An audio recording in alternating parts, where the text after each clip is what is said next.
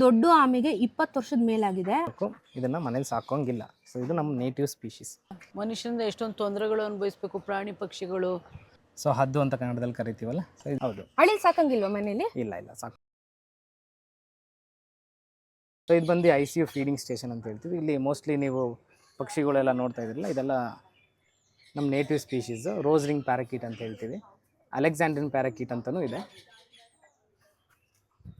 ಇದು ಪ್ರಾಣಿಗಳಿಗೆ ICU, ಒಳಗಡೆ ಎಂಟ್ರಿ ಇಲ್ಲ. ಸೊ ಹಾಗಾಗಿ ಇಲ್ಲಿಂದನೇ ತೋರಿಸ್ತಿರೋದು.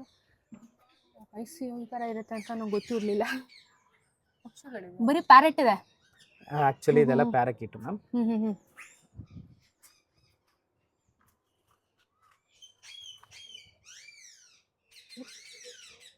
ಅಳಿಲು. ಹೌದು. ಹಾಯ್ ಏನಾಗಿತ್ತು ಅಳಿಲ್ಗೆ? ಸೊ ಇದು ಬಂದು ಮನೇಲಿ ಸಾಕ್ತಾ ಇದ್ರು. ಸೊ ಅದರಿಂದ ತಂದು ಕೊಟ್ಟಿದ್ದಾರೆ. ನೋಡ್ಕೊಳಕ್ಕಾಗ್ತಾ ಇಲ್ಲ, ತುಂಬ ಕಚ್ಚಕ್ಕೆ ಬರ್ತಾ ಇದೆ, ಹಂಗೆ ಅಗ್ರೆಸಿವ್ ಆಗಿತ್ತು ಅಂತ. ಸೊ ಮತ್ತೆ ಸರಿಯಾಗಿ ಆಕ್ಟಿವ್ ಆಗಿಲ್ಲ ಅಂತ ತಂದು ಕೊಟ್ಟಿದ್ರು, ತುಂಬ ಒಬೇಸ್ ಆಗಿದೆ ಅಂತ. ಸೊ ಇಲ್ಲಿ ಬಂದಮೇಲೆ ಇಲ್ಲಿ ನೋಡ್ಕೊಳ್ತಾ ಇದ್ದೀವಿ. So once it is wild instincts ಎಲ್ಲ ಬಂದಮೇಲೆ ರಿಲೀಸ್ ಮಾಡ್ತೀವಿ. ಓಕೆ. ಇದನ್ನು ಮನೇಲಿ ಸಾಕಂಗಿಲ್ಲ. ಹೌದು. ಅಳಿಲ್ ಸಾಕಂಗಿಲ್ವಾ ಮನೇಲಿ? ಇಲ್ಲ ಸಾಕೋಂಗಿಲ್ಲ. ಪ್ಯಾರೆಟ್ ಗೊತ್ತಿತ್ತು, ಅಳಿಲ್ ಗೊತ್ತಿಲ್ಲ. ಅದಾಗದೇ ನೀವು ಕೇಜಲ್ಲಿ ಇಟ್ಟು ಸಾಕಂಗಿಲ್ಲ. ಅದಾಗದೇ ಬಂದ್ರೆ ನೀವು ಊಟ ಇಡಿ ಏನಾದ್ರು ಮಾಡಿ ಕೇಜಲ್ಲಿ ಹಾಕಿ ಇದು ನಮ್ದು ಅಂತ ಸಾಕೋಂಗಿಲ್ಲ. ಅದೇ ಬಂದು ತಿಂತಾ ಇದೆ ಅಂದ್ರೆ ನೀವು ಊಟ ಏನು ನಾರ್ಮಲ್ ಆಗಿ ಏನು ಕೊಡ್ತಾ ಇದ್ರು ಅದು ಓಕೆ. ಬಟ್ ನೀವು ಮನೇಲಿ ಕೇಜ್ ನಮ್ಮ ಮನೇಲೇ ಇರಬೇಕು, ಕೇಜಲ್ಲಿ ಎಲ್ಲಿ ರಿಸ್ಟ್ರಿಕ್ಟ್ ಮಾಡ್ತೀವಿ ಅಂದ್ರೆ ಇಲ್ಲ. ಹೊರಗಡೆ ಇರೋ ಅಳಿಲು ಇವಾಗ ಮರದಿಂದ ನಮ್ಮ ಮನೆ ಪಕ್ಕದಲ್ಲಿ ಮನೆ ಪಕ್ಕದಲ್ಲಿ ಮರ ಇದೆ, ಅಳಿಲ್ ಬಂತ ಹೋಗ್ತಾ ಇರುತ್ತೆ ಅಂತ ಇದ್ರೆ ನೋ ಇಶ್ಯೂಸ್. ಸಾಕೋಂಗಿಲ್ಲ ನಮ್ದು ಅಂತ. ಈ ಪ್ಯಾರೆಟ್ಗೆಲ್ಲ ಏನಾಗಿತ್ತು? ಸೊ ಇದೆಲ್ಲ ಮನೇಲಿ ಸಾಕಿರೋದು ನಾವು, ಮನೇಲಿ ಕ್ಯಾಪ್ಟಿವೇಟೆಡ್ ಆಗಿ ಇಟ್ಕೊಂಡು ಸಾಕಿ. ನೀವು ಹೋಗಿ ಸೀಸ್ ಮಾಡಿರೋದ ಇದನ್ನ? ಕೆಲವೊಂದು ಅವರೇ ತಂದು ಕೊಡ್ತಾರೆ, ಕೆಲವೊಂದು ನಾವು ಹೋಗಿ ಸೀಸ್ ಮಾಡಿರ್ತೀವಿ. ಈ ಥರ ಎಲ್ಲ ಇರುತ್ತೆ ಕೇಸಸ್. ಆಕ್ಚುಲಿ ಇಂಡಿಯನ್ ನಲ್ಲಿ ಇವಾಗ ಈ ಪ್ಯಾರೆಟ್ ನ ಸಾಕಂಗೆ ಇಲ್ಲ, ಪರ್ಮಿಷನ್ ಇಲ್ಲ. ಹೌದು, ಪರ್ಮಿಷನ್ ಇಂಡಿಯನ್ ನೇಟಿವ್ ಸ್ಪೀಶೀಸ್ ಅಂತ ಬಂತು ಅಂದ್ರೆ ಅದನ್ನ ಸಾಕೋಂಗೆ ಇಲ್ಲ. ಈ ಗಿಳಿಶಾಸ್ತ್ರ ಹೇಳ್ತಾರಲ್ಲ, ಅವ್ರು ಸಾಕೋತಾರಲ್ಲ, ಗಿಳಿಶಾಸ್ತ್ರ ಇರೋರ ಹತ್ರ ಇಂದನೂ ನಾವು ಕಾನ್ಫಿಸ್ಕೇಟ್ ಮಾಡ್ಕೋಬಹುದು. ನೋಡಿದ್ರೆ ಗಿಳಿಶಾಸ್ತ್ರದವ್ರು ಈ ಗಿಳಿಗಳನ್ನೇ ತಗೊಳ್ತಾರೆ ಅವರು. ಹೌದು. ಏನ್ ಮಾಡ್ತಾರೆ ಅಂದ್ರೆ ಗಿಣಿನ ತಗೊಂಡು ಟೇಮ್ ಮಾಡಿ ಇದನ್ನ ಸೊ ಇದು ಮಾಡ್ತಾರೆ. ಇದು ಬಂದು ಅಲೆಕ್ಸಾಂಡ್ರಿನ್ ಪ್ಯಾರಾಕೀಟ್ ಅಂತ. ಚೆನ್ನಾಗಿದೆಯಾ ಬಂಗಾರ ನೀನು? ಇದು ಬಂದು endemic to western Ghats and north India. So western ಘಾಟ್ಸಲ್ಲಿ ನಾರ್ತ್ ಇಂಡಿಯಾದಲ್ಲಿ ಸಿಗುತ್ತೆ. ಏನು ಮಾಡ್ತಾರೆ ಅಂದರೆ ಪೀಪಲ್ ಅಲ್ಲಿಂದ ಇಲ್ಲಿ ತಗೊಬಂದು ಇಲ್ಲಿಗೆಲ್ಲ ಸೆಲ್ ಮಾಡ್ತಾರೆ. ಆ ಥರ ಕಂಡ ಪಕ್ಷದಲ್ಲಿ ನಾವು ಇದನ್ನು ಕಾನ್ಫಿಸ್ಕೇಟ್ ಮಾಡಿ ಸೊ ಇವಾಗ ರಿಹ್ಯಾಬಿಲಿಟೇಷನ್ ಪ್ರೋಸೆಸ್ಸಲ್ಲಿ ಇದೆ. ಸೊ ರಿಹ್ಯಾಬಿಲಿಟೇಷನ್ ಪ್ರೋಸೆಸ್ ಅಂದರೆ ಇದಕ್ಕೆ ಬೇಕಾಗುವಂಥ ಊಟ ಏನು ಎಲ್ಲ ಕೊಟ್ಟು ಸೊ ಅದಾದಮೇಲೆ ವೈಲ್ಡ್ ಇನ್ಸ್ಟಿಂಕ್ಟ್ಸ್ ಬರಬೇಕು. ಸೊ ಅದಾಗದೇ ಊಟ ಹುಡ್ಕೊಂಡು ಹೋಗಬೇಕು, ಮತ್ತು ಸರ್ವೈವ್ ಆಗೋ ಥರ ಇದ್ದರೆ ರಿಲೀಸ್ ಮಾಡ್ತೀವಿ. ಹೌದು. ಕತ್ತಲ್ಲಿ ರಿಂಗ್ ಇದೆಯಲ್ಲ, ಸೊ ಇದೆಲ್ಲ ಮೇಲ್ ಪ್ಯಾರಾಕೀಟ್ಸು. ಕತ್ತಲ್ಲಿ ರಿಂಗ್ ಅಂದರೆ ಕಪ್ಪು ಮತ್ತೆ ಮೆರೂನ್ ಕಲರ್ ರಿಂಗ್ ತರ ಇದೆ, ಅದು ಗಂಡು ಪ್ಯಾರಾಕೀಟ್. ಇದರಲ್ಲಿ ರಿಂಗ್ ಇಲ್ಲ ನೋಡಿ, ಅದು ಕತ್ತಲ್ಲಿ ಆ ತರ ರೌಂಡ್ ಇಕ್ಕಿದ್ರೆ ಗಂಡು, ಇಲ್ಲ ಅಂದ್ರೆ ಇದು ಹೆಣ್ಣು. ಓಕೆ, ಪ್ಯಾರೆಟ್ ಅಲ್ಲಿ ನಂಗೆ ಗೊತ್ತಿರಲಿಲ್ಲ. ಪ್ಯಾರಾಕೀಟ್ ಆಕ್ಚುಲಿ. ಸೊ ಇದು ಸಾಫ್ಟ್ ರಿಲೀಸ್ ಎನ್ಕ್ಲೋಜರು. ಸೊ ಪಕ್ಷಿ ಅಥವಾ ಅಳಿಲು ಅಥವಾ ಯಾವುದಾದ್ರೂ ಪ್ರಾಣಿ ರಿಲೀಸ್ ಅಂದರೆ ಇಲ್ಲೇ ರಿಲೀಸ್ ಮಾಡ್ತೀವಿ ಅಂದರೆ, ಸಾಫ್ಟ್ ರಿಲೀಸ್ ಎನ್ಕ್ಲೋಜರಲ್ಲೇ ರಿಲೀಸ್ ಮಾಡ್ತೀವಿ ಅಂದರೆ, ಸೊ ಇದನ್ನ ನಿಮ್ಮ ಸುತ್ತಮುತ್ತದಲ್ಲೇ ಇಲ್ಲೇ ರಿಲೀಸ್ ಮಾಡ್ತೀವಿ ಅಂದರೆ ಸೊ ಪ್ರಾಣಿಗಳನ್ನ ಇಟ್ಟಿರ್ತೀವಿ. ಎಸ್ಪೆಷಲಿ ಅಳಿಲುಗಳು ಮತ್ತು ಕೆಲವೊಂದು ಚಿಕ್ಕ ಬರ್ಡ್ಸು ಎಲ್ಲಾನು ಇಲ್ಲೇ ರಿಲೀಸ್ ಮಾಡ್ತೀವಿ. ಏನಂದರೆ ಇದು ಊಟ ಎಲ್ಲ ಇಲ್ಲೇ ಇಟ್ಟಿರ್ತೀವಿ ಒಳಗಡೆ. ಸೊ ರಿಲೀಸ್ ಮಾಡಬೇಕಾದ್ರೆ ಈ ಡೋರ್ ಓಪನ್ ಮಾಡ್ತೀವಿ. ಸೊ ಇದಾದ್ಮೇಲೂ ಕೂಡ, ಡೋರ್ ಓಪನ್ ಆದಮೇಲೂ ಕೂಡ ಸೊ ಒಂದು 5 ರಿಂದ 7 ದಿನ ಊಟ ಇಡ್ತೀವಿ ಅಲ್ಲೇನೆ. ಸೊ ಇನ್ ಕೇಸ್ ಏನಾದರೂ ಹೊರಗಡೆ ಊಟ ಸಿಕ್ಕಲಿಲ್ಲ ಅಂದರೆ ಬಂದು ತಿಂದು ಹೋಗ್ತವೆ. ಅಂತ ಊಟ ಸಿಕ್ತು ಹೊರಗಡೆ ಅಂದರೆ ಇಲ್ಲಿ ಬರೋದು ನಿಲ್ಲಿಸುತ್ತೆ. ಅವಾಗ ಹೊರಗಡೆ ಊಟ ತಿಂದಿದ್ದಾವ ಯಾವ್ದಾದ್ರು ಬರುತ್ತೆ, 1 ದಿನ 2 ದಿನ ಬರುತ್ತೆ. ಅದಾದ್ಮೇಲೆ ಮೋಸ್ಟ್ಲಿ ಬರಲ್ಲ. ಸ್ವಲ್ಪ ಗುರ್ತು ಮಾಡ್ಕೊಂಡು ಬೇರೆ ಹೊರಗಡೆ ಫುಡ್ ಅವೈಲಬಿಲಿಟಿ ಇದೆ ಅಂದಾಗ. ಅದು ಮೈನಾನಾ? ಹೌದು, ಮೈನಾ ಇದೆ ಅಲ್ಲಿ ಒಳಗೆ. ಅದು ಗ್ರಿಲ್ ಅಲ್ಲಿ ನಿಮ್ಗೆ ಕಾಣಿಸ್ತಿಲ್ಲ ನೋಡಿ. Very nice. ಅದು ಒಂದೇ ಇರೋದ ಸದ್ಯಕ್ಕೆ? ಮೈನಾ ಇದೆ, ಕಾಣಿಸ್ತಿಲ್ಲ ಅದು. ಇದರಲ್ಲಿ ಇಲ್ಲೇನೋ ಇದೆ ಸೌಂಡ್ ಆಗ್ತದೆ. ಇದರಲ್ಲಿ ಇಲ್ಲೇನೋ ಇದೆ. ಅದು ಬಿಸಿಲಿಗೆ ಬಾಯಿ ಬಿಟ್ಕೊಂಡಿರೋದು ಎಲ್ಲ ಹಂಗೇನಾ? ನೀರೆಲ್ಲ ಇಟ್ಟಿದೀವಿ. ಸೊ ಜಸ್ಟ್ ಇವಾಗ ಹಾರ್ಕೊಂಡ್ ಬಂದಿರುತ್ತಲ್ಲ ಅದಕ್ಕೆ ಹಂಗಿದೆ. ಅಲ್ಲ ಈಗ ಸಮ್ಮರ್ ಅಂದ್ರೆ ಇದು ಕಾಮನ್, ಇವಾಗ ಬಾಯಿ ಬಿಟ್ಕೊಂಡು ಕುತ್ಕೊಳ್ಳೋದು. ಸೊ ಮೋಸ್ಟ್ಲಿ ಏನು ಅಂದ್ರೆ ಇವಾಗ ನೀರೆಲ್ಲ ಇಟ್ಟಿರ್ತೀವಿ, ಬಟ್ ಮೂವ್ಮೆಂಟ್ ಮಾಡಿರುತ್ತೆ, ಅದಕ್ಕೆ ಇದಾಗಿರುತ್ತೆ. ಇದು ವೈಟ್ ಚಿಕ್ ಬಾರ್ಬೆಟ್ ಅಂತ. ಸೌಂಡ್ ಕೇಳಿಸ್ತಾ ಇದೆಯಾ? ಓ ಬೆಳಗ್ಗೆ ಹೊತ್ತು ಇದೇ ಇವ್ರೇ. ಸೌಂಡ್ ಮಾಡೋದಾ? ಹಾ, ಇವ್ರೇ. ಓಕೆ ಓಕೆ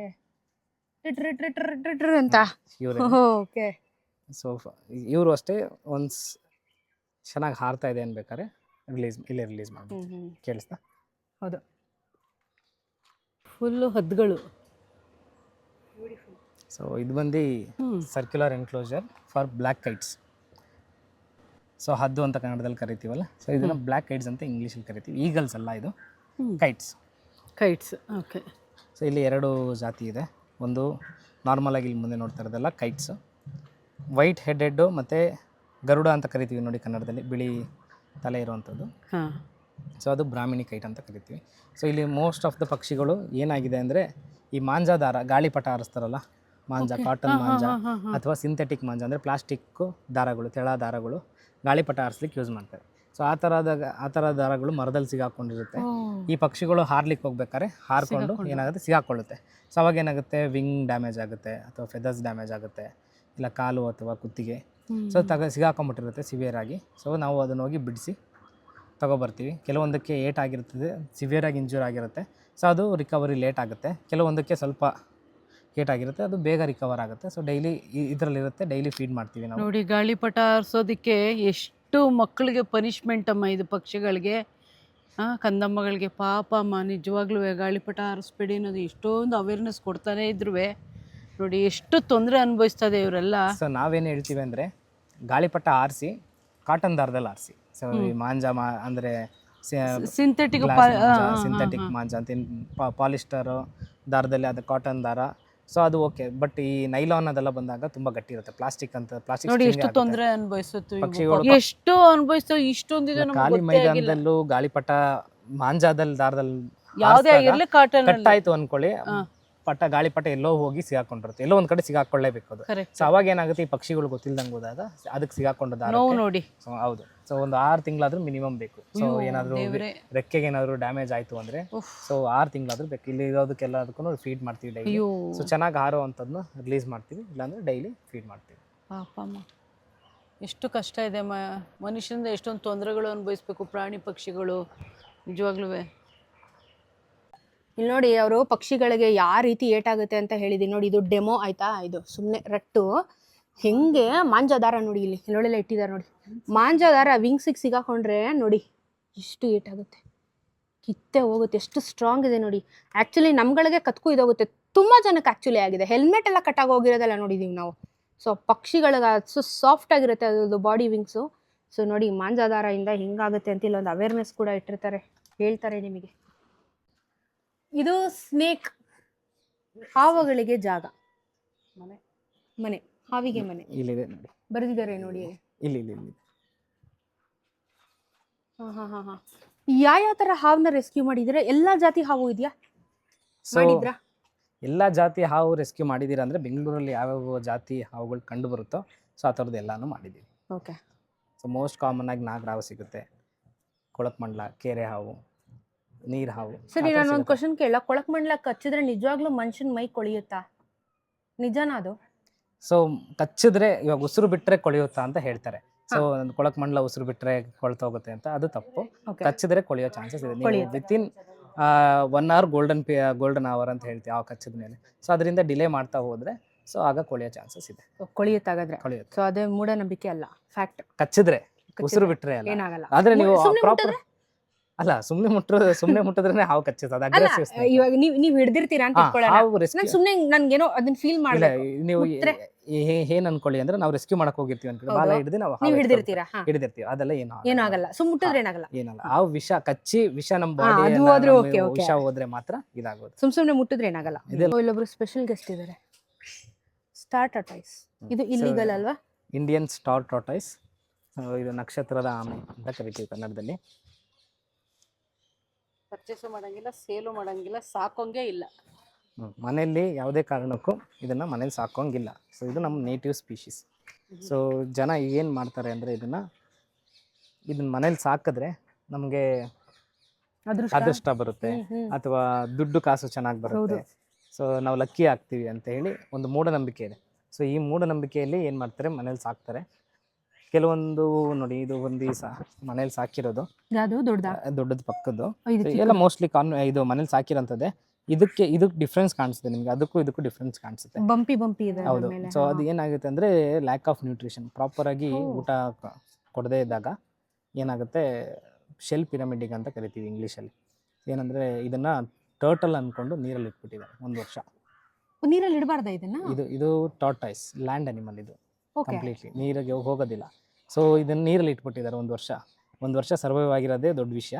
ಮತ್ತು ಪೆಟ್ ಶಾಪಲ್ಲಿ ಏನು ಸಿಗುತ್ತೆ ಟರ್ಟಲ್ ಫೀಡು, ಅದು ತೊಗೊಬಂದು ಕೊಟ್ಟಿರೋದ್ರಿಂದ ಸೊ ಪ್ರಾಪರ್ ನ್ಯೂಟ್ರಿಷನ್ ಇಲ್ದಂಗೆ ಶೆಲ್ ಪಿರಮಿಡಿಂಗ್ ಅಂತ ಹೇಳ್ತೀವಿ. ಶೆಲ್ ಪಿರಮಿಡಿಂಗ್ ಆಗಿದೆ. ನಾರ್ಮಲ್ ಆಗಿ ಯಾವಾಗ ಬರುತ್ತೆ ಇದು? ಸೊ ನಾರ್ಮಲ್ ಆಗಿ ಅಂದರೆ ಹಂಗಿರ್ಬೇಕು ನೋಡಿ ಮೇಡಮ್. ಅದು ಅದೇ ಯಾವಾಗ plain. ಬರುತ್ತೆ? ಎಷ್ಟು ಟೈಮ್ ಬೇಕು ಅದಕ್ಕೆ? ಇಲ್ಲ, ಅದು ಶೆಲ್ಲು ವೀಕ್ ಆಗಿರೋದು ಪ್ರಾಪರ್ ನ್ಯೂಟ್ರಿಷನ್ ಕೊಟ್ಟಾಗ ಸ್ವಲ್ಪ ಹಾರ್ಡ್ ಆಗುತ್ತೆ ಹೊರತು ಸೊ ಅದು ನಾರ್ಮಲ್ ಆಗಲಿಕ್ಕೆ ತುಂಬ ಕಷ್ಟ ಆಗೋದು ಇಲ್ಲ ಅಂತ ತುಂಬ ಚಾನ್ಸಸ್ ಕಮ್ಮಿ ಅಂತ ಬಟ್ ಹೇಳ್ಬೋದು. ಬದುಕುತ್ತಲ್ವಾ?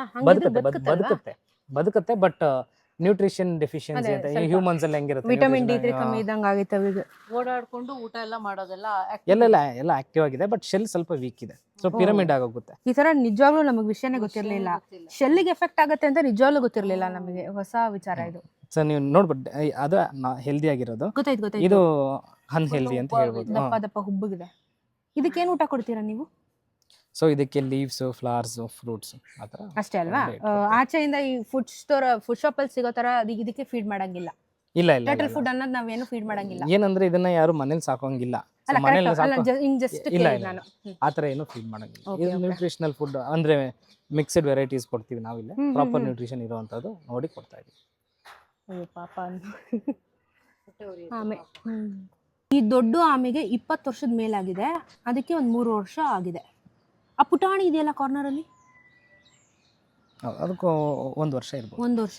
ಅಪ್ರಾಕ್ಸಿಮೇಟ್ಲಿ 20 ವರ್ಷ ಗೊತ್ತೇ ಆಗಲ್ಲ. So nice. ಇದೆಲ್ಲ ಪ್ಲೀಸ್ ಮನೇಲಿ ಸಾಕ್ಬೇಡಿ. ನೀವು ಮಾಡೋ ಹಿಂಸೆಗೆ ಅವು ಮುಖ ಪ್ರಾಣಿಗಳು ಒದ್ದಾಡ್ತವೆ.